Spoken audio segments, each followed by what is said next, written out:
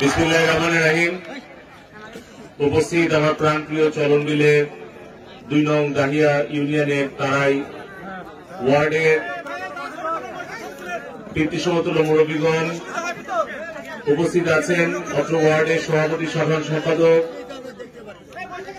Dahiya union পরিষদের নির্বাচিত chairman, union Awami লীগের সভাপতি এম আবুল কালাম, দাহিয়া ইউনিয়ন আওয়ামী লীগের সাধারণ সম্পাদক সিরাজুল মজিদ মামুন, দাহিয়া ইউনিয়নের কৃতি সন্তান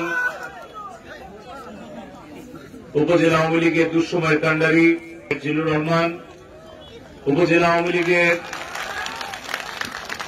স্বাস্থ্য বিষয়ক সম্পাদক আমার শ্রদ্ধেয় নেতা মরহুম বীর মুক্তিযোদ্ধা শাহজাহান আলী চাচার সুযোগ্য সন্তান, উপজেলা আওয়ামী লীগের স্বাস্থ্য বিষয়ক সম্পাদক সরফরাজ নাজ বাবু ভাই, উপজেলা পরিষদের নির্বাচিত ভাইস চেয়ারম্যান শামীম হক রোজি চাচি, বীর মুক্তিযোদ্ধা শেজাব আলী চাচা এবং উপস্থিত দাহিয়া ইউনিয়নের কৃতি সন্তান উপজেলা আওয়ামী লীগের ধর্ম বিষয়ক সম্পাদক মোহাম্মদ রুহুল আমিন এবং আমার সামনে উপস্থিত আমার কীর্তিসমতুল্য মুরব্বীগণ এবং শ্রদ্ধেয় মা এবং বোনেরা, সবাইকে আমার আন্তরিক সালাম, শুভেচ্ছা, আসসালামু আলাইকুম।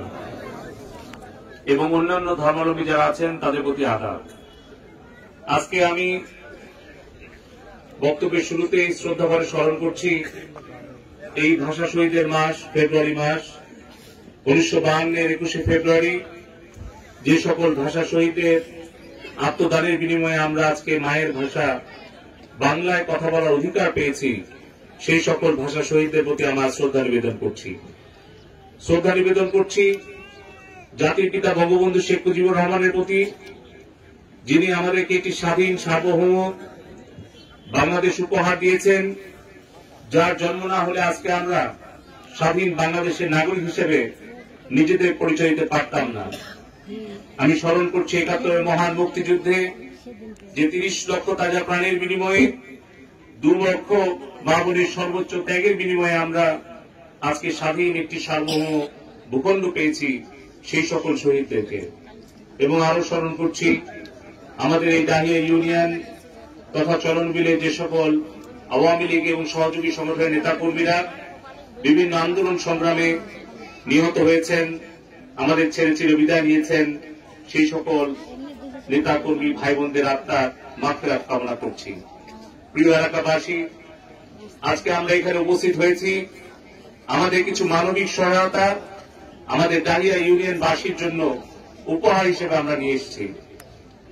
আমাদের এই শীতার্থ মানুষের মাঝে আমরা কম্বল বিতরণের জন্য এখানে উপস্থিত হয়েছি এবং এই কম্বল বিতরণে আমাদেরকে যারা সহায়তা করেছেন, বিশেষ করে সিআরআইজি কোম্পানির পক্ষ থেকে যিনি এখানে উপস্থিত আছেন কাউসার, তাকে এবং তার কোম্পানিকে ধন্যবাদ, যে প্রতি বছরই আমাদের এলাকার দুস্থ মানুষের জন্য, শীতার্থ মানুষের জন্য সহযোগিতার হাত তারা বাড়িয়েছেন, এবারও এসছেন এবং আগামী দিনেও আমাদের এই চলনবিলবাসীর পাশে তারা থাকবেন, সেই প্রত্যাশা আমরা রাখি এবং আজকে তাদের এই দান অনুদানের জন্য আমি ধন্যবাদ এবং কৃতজ্ঞতা প্রকাশ করছি।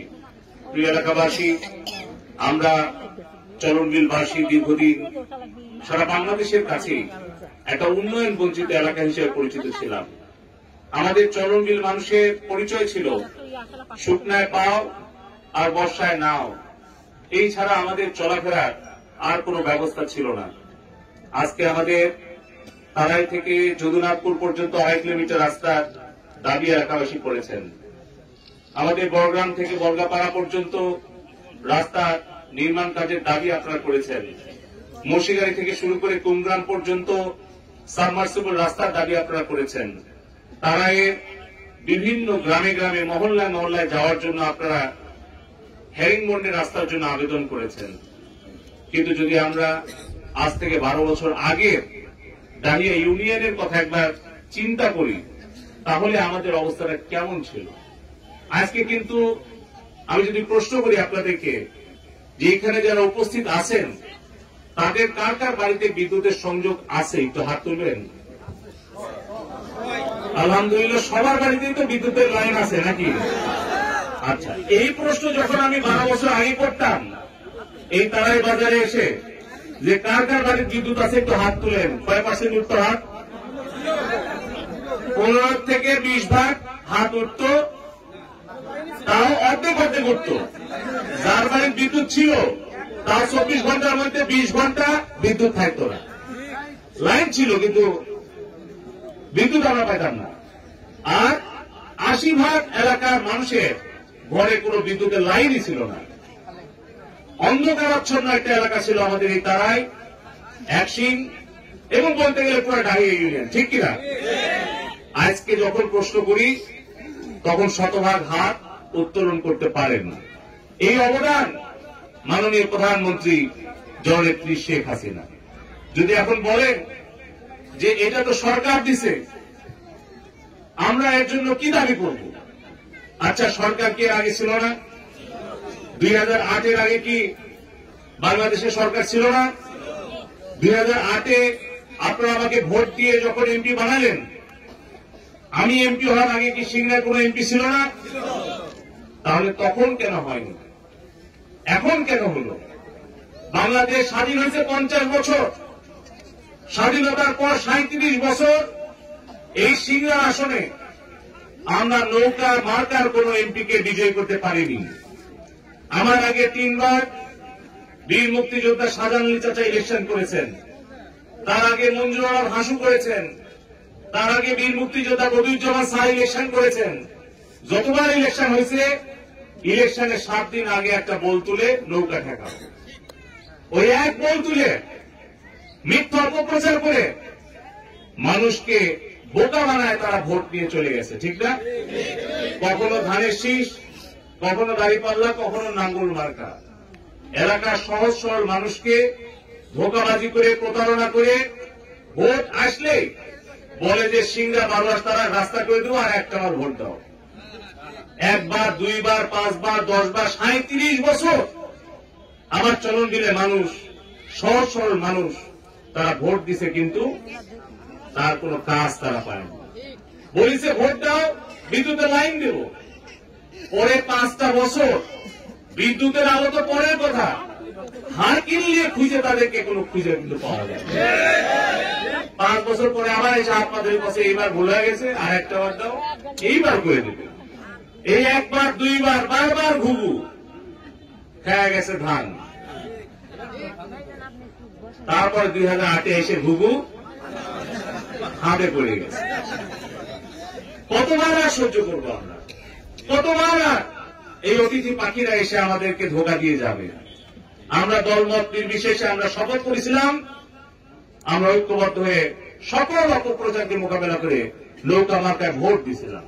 নৌকা মার্কায় ভোট দিয়ে কি আমাদের লাভ হচ্ছে না লস হচ্ছে? নৌকা মার্কায় ভোট দিয়ে আজকে তারাই একশিং, মসিদারি থেকে শুরু করে আমার বিল পাকুড়িয়া থেকে শুরু করে ডাহিয়ার প্রত্যেকটি ঘরকে জননেত্রী শেখ হাসিনা বিদ্যুতের আলোয় আলোকিত করে দিয়েছে।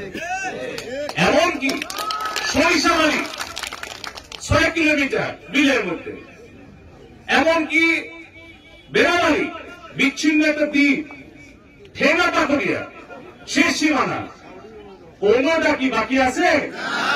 বলেছিল যে যেগুলো একটু উঁচা আছে ওগুলা থবি, আর যেগুলা নিচু পানির মধ্যে ওগুলাতে দিতে পারবে না। তারপরে বলেছিল যে পুল পুঁতে ছিঁড়ে যাবি, কোনদিন আর তার লাগাবি না। তার লাগালে প্রায় তার লাগাবি, মিটার লাগাবে না। মানে ওরকম, মানে এক সওয়াল স্কুলে ভর্তি হয়েছে গরিব মানুষ, কৃষকের ছেলে, তো পাশে একটা ধনী মানুষ আছে, তার বেটা লেখাপড়া করে না, আর কৃষকের স্যার ভালো পড়াশোনা করে, স্কুলে ভর্তি হয়েছে। তখন করছে যে ওই স্কুলে ভর্তি হওয়া পর্যন্ত শেষ, এসএসসি আর কোনদিন পাশ করতে পারবি না। এসএসসি পাশ করেছে, করছে কলেজে ভর্তি হতে পারবি না। কলেজে ভর্তি হচ্ছে, করছে ডিগ্রি পাশ করতে পারবি না। ডিগ্রিও পাশ করেছে, করছে চাকরি আর কোনদিন পাবি না। তারপরে বিসিএস দিয়ে চাকরিও পাচ্ছে, বলছে চাকরি পাচ্ছে কিন্তু বেতন পাবেন, পরে বেতনও পাচ্ছে। তা আমাদের এই যে হিংসা, এই যে মিথ্যা অপপ্রচার, ওরা পারেনি, আমরা যখন পারিচ্ছি তখন ওইটা নিয়ে তারা মিথ্যা কথা অপপ্রচার করে। ওই ওরকম বলছে পোল বুঝলেও তার হবি না, তার হলেও মিটার হবি না, মিটার হলেও কানেকশন হবি না। এখন তো পোলও আছে, তারও আছে, মিটারও আছে, কানেকশনও আছে, হাওয়াও চলছে নাকি? তাহলে জননেত্রী শেখ হাসিনা সরকার বারবার দরকার, কারণ জননেত্রী সরকার শেখ হাসিনা সরকার জনগণের সরকার। আমরা জনগণের খেদমত করে সেবা করে ভোট চাই, মিথ্যা অপপ্রচার করে চাই না। আমি 2008 সালে যখন আপনাদের কাছে আসছিলাম তখন আমার বয়স কত? 28 বছর। 28 বছর বয়সে অনেকে সংসারের দায়িত্ব কিন্তু বাবা দিতে চায় না। মামুনি তো 28 বছর পরেই দিতে হবে বাপ দায়িত্ব, এখনো দেয়নি, এখনো ছাড়ছে।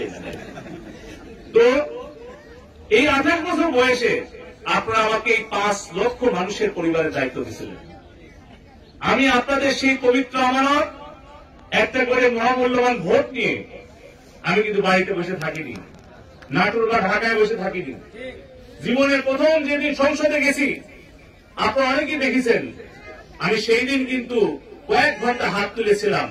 বর্তমান যিনি মহামান্য রাষ্ট্রপতি, উনি তখন স্পিকার ছিলেন, অ্যাডভোকেট আব্দুল হামিদ স্যার।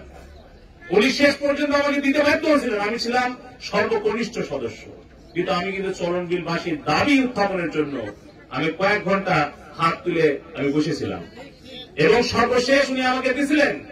এবং জীবনের প্রথম যখনই সুযোগ পাইছি, আমি আমার চলন বিলবাসীর দাবি, 50 বছরের দাবি, সিংড়া বালুয়াস তালাশ এই রাস্তাটা করার জন্য আমি জননেত্রী শেখ হাসিনা, এবং শুধু আবেদন করে দাবি করে বসে থাকিনি।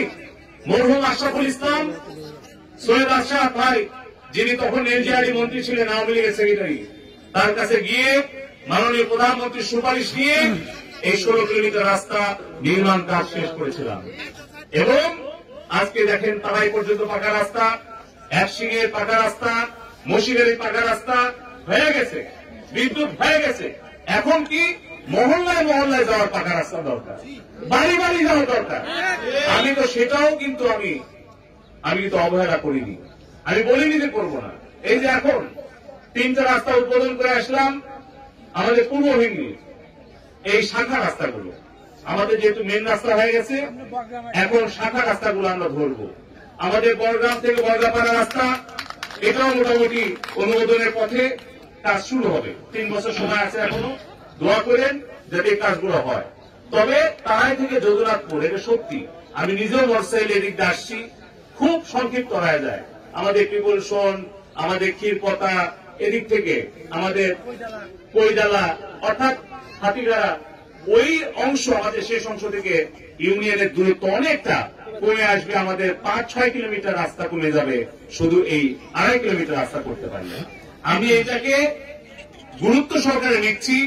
এর পরবর্তী প্রকল্পে আমি চেষ্টা করব। আজকে আমি ওয়াদা করব না, তবে আমি চেষ্টা করব।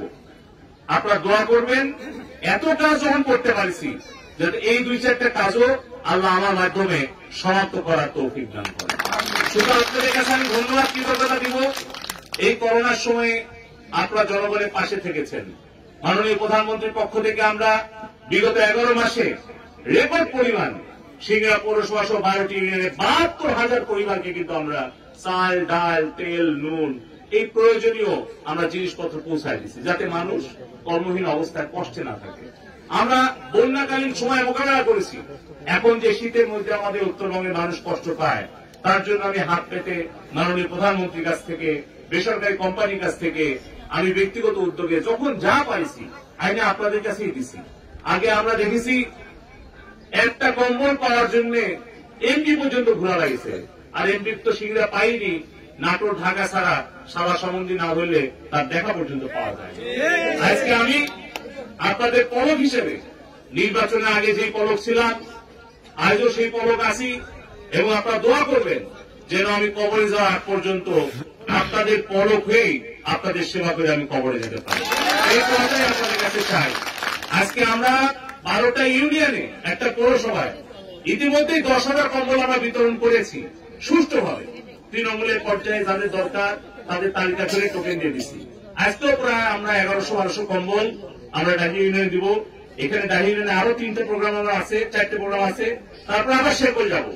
আমার কিন্তু দিন শুরু হয় সকাল 8টায়, শেষ হয় রাত 12টায়। আমি কিন্তু একটা মুহূর্ত বসে থাকি না, এবং আমার একটাই কাজ, জননেত্রী শেখ হাসিনা ডিজিটাল বাংলাদেশ করা। আমাকে প্রতিমন্ত্রীর দায়িত্ব দিচ্ছে আপনাদের দোয়া ভালোবাসায়। আর আমার সিনিয়র মানুষের কি উন্নয়ন করা যায়, এই ছাড়া আমার আর অন্য কোনো কাজ বা নিয়ত নাই। আমার একটাই সাধনা, জনগণের কল্যাণ করা। তারপরেও অনেক ভুল ত্রুটি আমার হয়, আপনারা মাফ করে দিয়ে। একটাই অনুরোধ, আপনারা কিন্তু আমাকে নৌকা মার্কায় 3বার ভোট দিচ্ছেন। ইউনিয়ন পরিষদ, উপজেলা পরিষদ, পৌর পরিষদে নৌকা মার্কায় প্রার্থীদেরকে বিজয়ী করেছেন বলেই কিন্তু আমি সবাইকে নিয়ে এই কাজগুলো করতে পারছি।